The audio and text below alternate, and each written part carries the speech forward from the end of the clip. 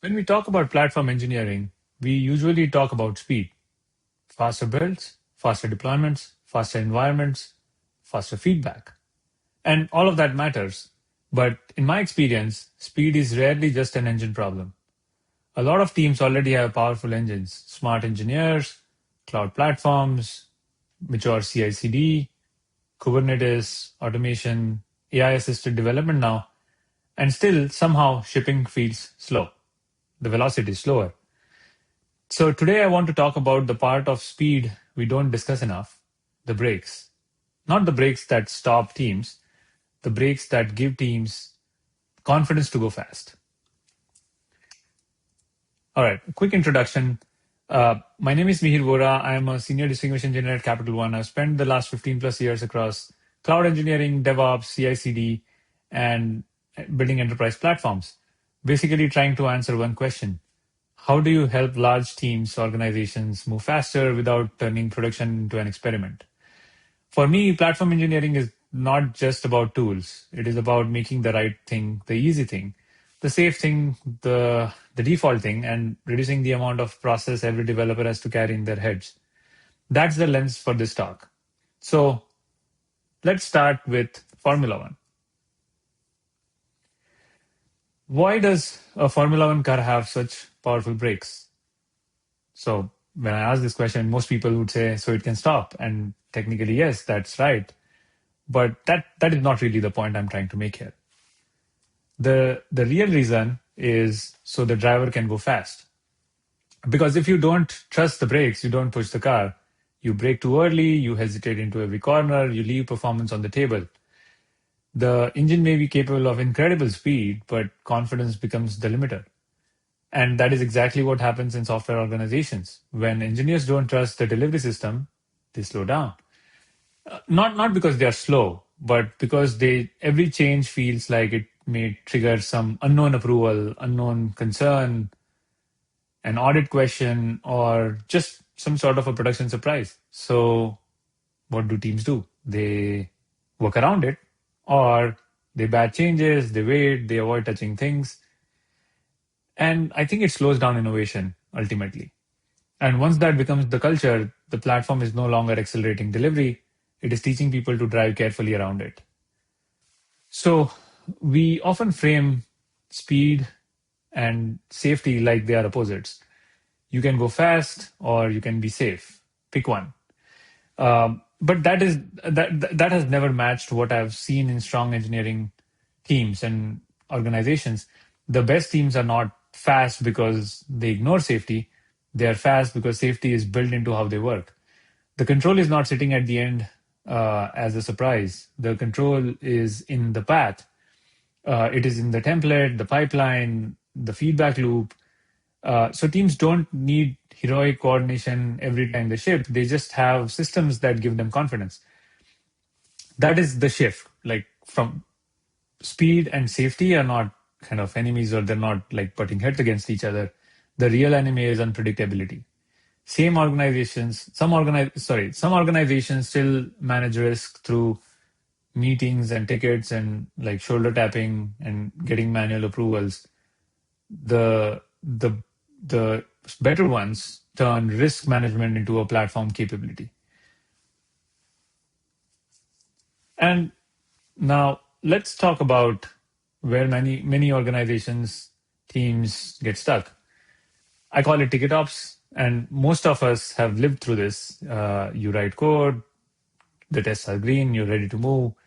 Then the real work begins where a ticket is needed for getting some infrastructure provision, another ticket for IAM, access management, things like that. Maybe there's a new firewall rule that needs to be added. Maybe there's a security review or TRA that needs to happen. Maybe someone asks like, hey, did architecture approve this? Now the developer is not really engineering anymore. They're navigating the organization, and the frustrating part is most of these controls are valid. Security matters, obviously. Compliance matters. Auditability is important. Reliability is very important. The issue is not intent. The issue is the delivery mechanism when governance is delivered through I call it waiting rooms, it becomes bureaucracy, and bureaucracy has a very specific smell.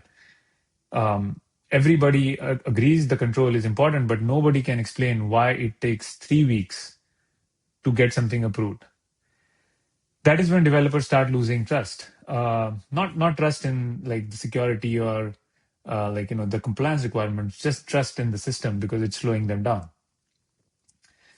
The real cost of TicketOps is not just time; it is the cognitive load. It is the mental tax of constantly asking which process applies here, who owns this approval, what evidence do I need to provide to get this approval, is there an exception path for this, will this get blocked later, did I miss something that was hidden in the document somewhere.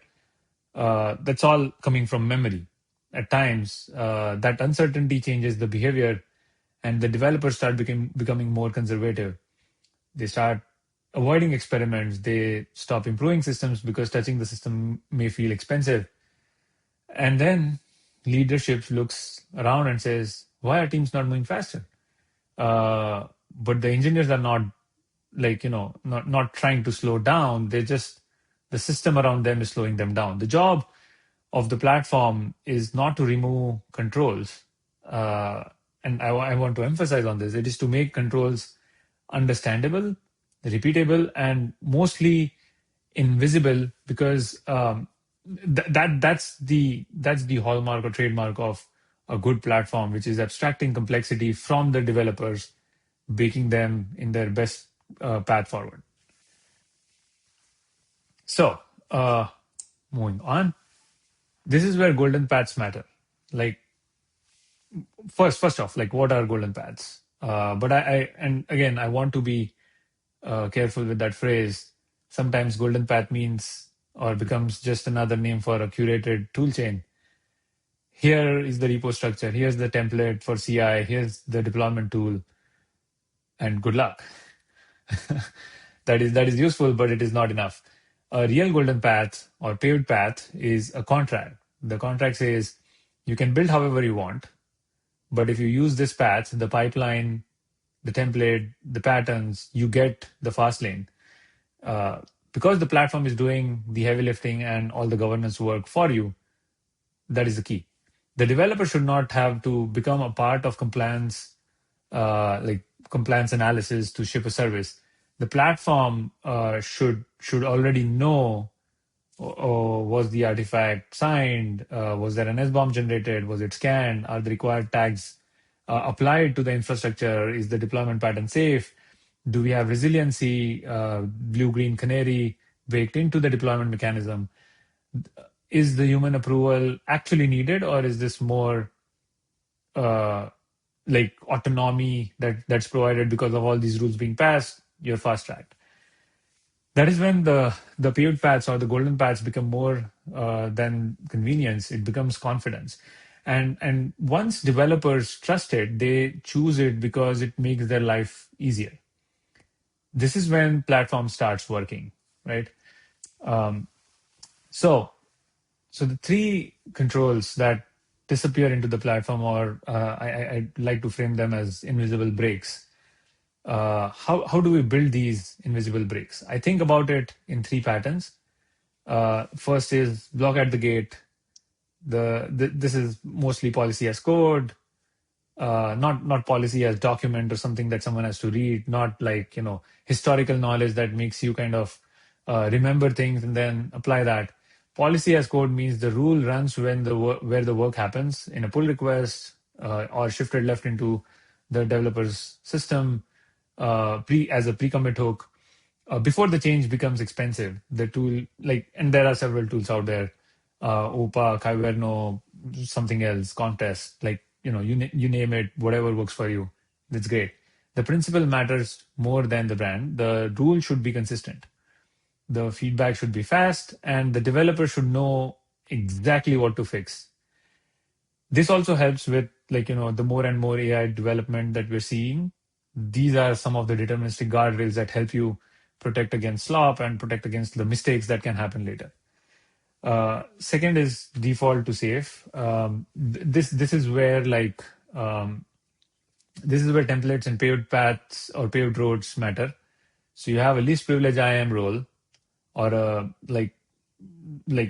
it's a requirement. It's not an inspirational goal. It's like it should be the default in the platform or the pattern. Tags are required for the infrastructure where you're going to run on. Then those tags are applied default as an application. Like as the application gets deployed, those tags are all automatically going to be there. Resiliency requirements, canary, slow progressive delivery. These are not like special cases where the teams, oh, my service is critical, so I'm going to use it. Some other person says like, hey, I don't care about it. I just want to deploy. This becomes kind of a negotiation, like should not be a negotiation every time. It should be a normal path for the right class of service. You're getting the right kind of guardrail and safety embedded in it. And the third one I wanted to talk about was prove as you ship. So this is more in the realm of like evidence should not be an exercise because there's an event like hey, there's going to be an audit, and I want to now gather evidence and then put that in some place so that the auditors can review it. It should be a byproduct of delivery. So SBOMs, provenance, like scan results, approvals, deployment records, test results, these should be produced and stored as part of the pipeline. So when the auditors come, there's one platform that's going to provide all that evidence rather than individual teams, developers being tapped on the shoulder to say, like, hey, show me where is the evidence. Once the evidence is automatic, you reduce the audit pain and developer interruption at the same time. And that is that is what I mean by invisible breaks. The controls do not disappear. The platform kind of absorbed the work, but it is not facing the teams and the developers head on, right? So, here's the shift that happens, and I've seen it, lived it, and this is me saying that from experience. Before, the security review is a meeting few weeks out, getting people to kind of come, show up, get the approvals, move on. After the pipeline applies those thresholds immediately, you don't necessarily need someone to manually approve something. The rules are kind of put in, codified, and then the pipeline does the rest. Before, for example, tagging is the monthly, quarterly audit. After, like, you move away, the platform basically is going to apply without you having to worry about it. The template applies the required tags by default. All you need to do is have a validation automation which says like, hey, did I miss anything? If I did, point back to the platform so that they can go fix it. And like, before the evidence is reconstructed or shoulder tapped, hey, show me the test results if you stored somewhere. After the evidence is the pipeline output, which along with the platform managing the pipeline, the delivery is also managing the evidence. And I know this can sound like pretty basic, right? But basic applied consistently beats sophistication applied randomly. A boring control that runs every time is much more valuable than a clever control that depends on the right person being in the right meeting and then providing the right inputs. That is platform engineering at scale, right? Not just powerful tools, repeatable trust that you can put on the platform and the platform kind of does the rest, right? All right. Once teams trust the golden path, adoption becomes self-reinforcing. More teams use the path, that creates more consistency. More consistency creates better evidence. Better evidence reduces the need for manual gates. Fewer manual gates means faster delivery. And faster delivery makes more teams want to use the path, and that's basically the flywheel. So a golden path should feel like help, not control. And then that enforcement becomes less of a fight. So build the experience first, make the path genuinely better, and that should help with adoption. Progressive delivery lanes. So this is one thing I want to be clear about. Not every change deserves the same level of enforcement or governance. So a documentation update is not the same as the new payment flow.